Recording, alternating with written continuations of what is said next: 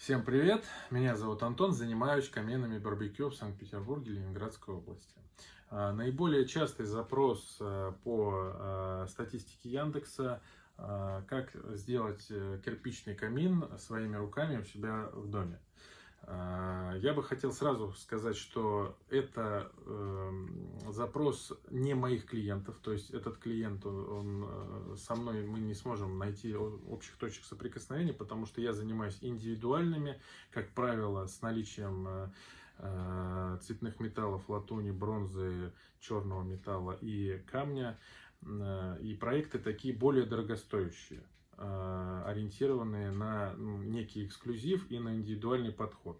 Если же вы хотите сделать кирпичную печку, которая бы приносила вам тепло, радовала бы вас с точки зрения эстетики, ваши глаза радовала и ваших гостей бы, какой-то был вау-эффект, то я могу вам дать несколько простых советов по поводу кирпича. И почему я, кстати, с ним не работаю?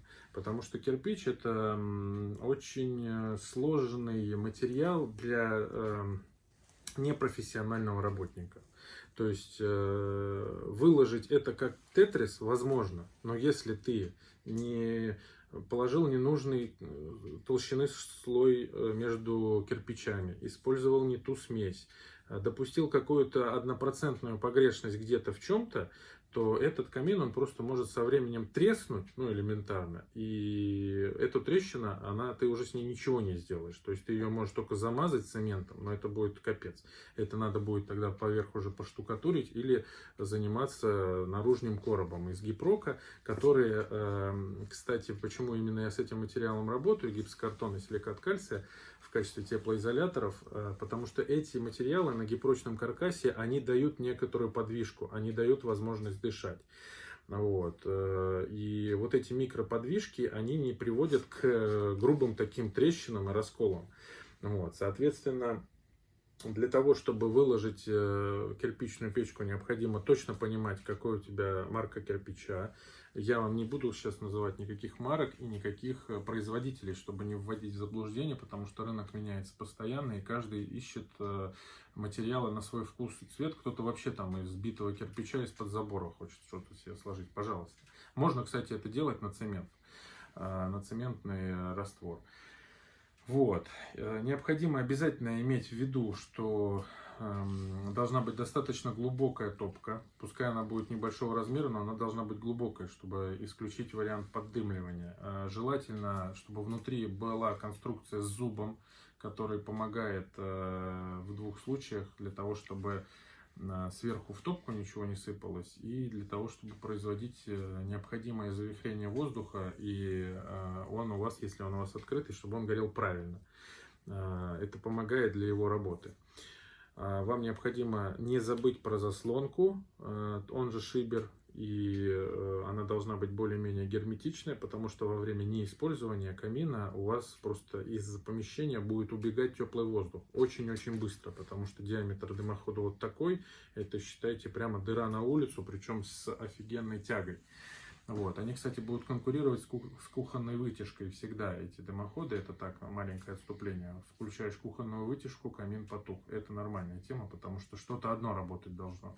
Либо у вас должно поступать в помещение такое количество воздуха, чтобы хватало и камину, и кухонной вытяжки. Вот. И, наверное, я закончил свой рассказ тем, что нужно иметь в виду, это небольшое геометрическое количество вариантов этого камина из кирпича, которые вы можете себе позволить. Потому что кирпич нельзя там подвесить в воздухе. Для того, чтобы сформировать полку, у вас должны быть обязательно металлические направляющие, которые нужно каким-то образом скрыть. То есть это должны быть металлические уголки, в которые вложен кирпич. То есть вы никаким образом там полочку, дровничек сформировать не сможете. Вот. И это, по сути, ограниченное количество модификаций. То есть это просто, ну, как бы прямоугольник с топкой.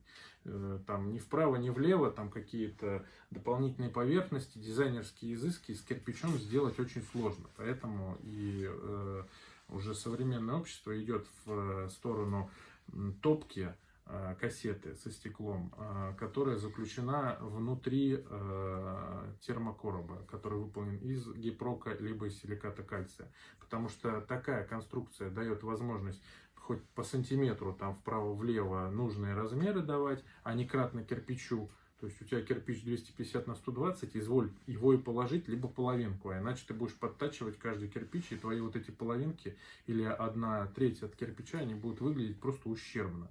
Вот. И современные камины, конечно, сейчас делаются именно таким образом, что максимальное отхождение от вот этих вот кирпичей, именно топка внутри гипрочного короба. Ты можешь создать любую, хоть вот такую вот зигзагообразную конструкцию. Главное соблюсти тоже там все правила, которые здесь уже кое-какие там есть секреты и свои ноу-хау.